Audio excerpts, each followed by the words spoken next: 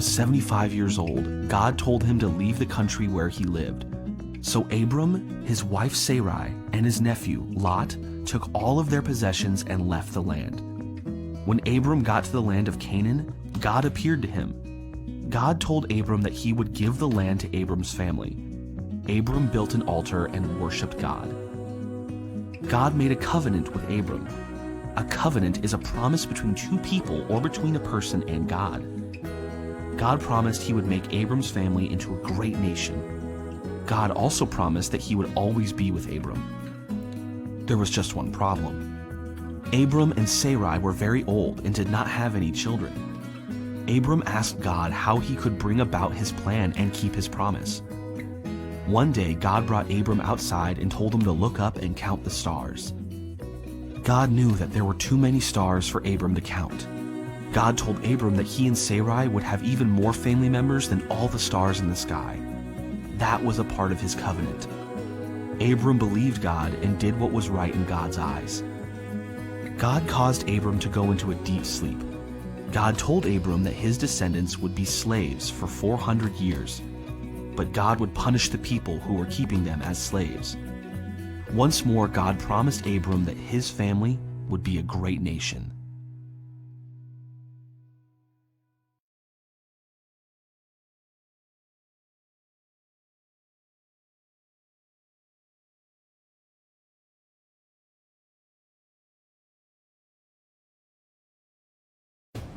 And now for a report from a very, very, very gifted student at Mooseberry Academy.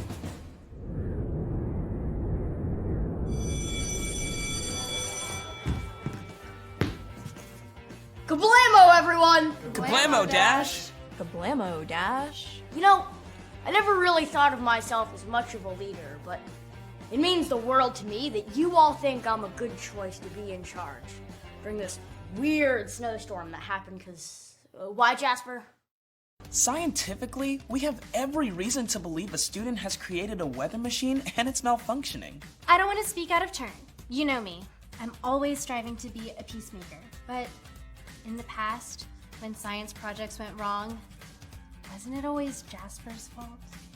Totally. Blammo! That's true. Jasper, is there any chance this is your fault too? This is not my fault. I tossed out my weather machine last year. Also, let's remember, this is a school for geniuses, so literally anyone could have done this. Maybe instead of trying to find out who did it, though, we should ration the food. Great idea, Jasper. Rationing food seems super important. I'll get right on that. I'm not trying to be a know-it-all or anything, but a good leader will do their best to give everyone what they want, especially me. Kablamo! I definitely want to be a good leader. Good, because I don't think rationing food is nearly as much fun as letting everyone eat whatever they want, whenever they want it. Sounds good to me. I know I'd like that kind of freedom. No food rationing. If you're hungry, take what you want. It's like a major pet peeve when people's clothes are mismatched. So if the heat goes out, can we make a rule that you can only layer warm clothing if it matches? I'll be happy to tell you if it does or doesn't. Yeah, being snowed in is bad enough. You shouldn't have to deal with your pet peeves. Everyone has to match, even if we lose electricity. I'd like for everyone to find a way to brush their teeth. Oh, I see. Except me. I don't want to brush my teeth. I hate that minty fresh taste. Ew. Well, you shouldn't have to brush your teeth if you don't want to, but are you sure you don't want to? I think it would be more fair if everyone was their own boss. They could do whatever they want. Great point, Stephanie. I guess everyone should just do whatever they want. And don't do what you don't want, but don't do what others don't want. But do what others do want, unless they don't want you to not do what you don't want to do.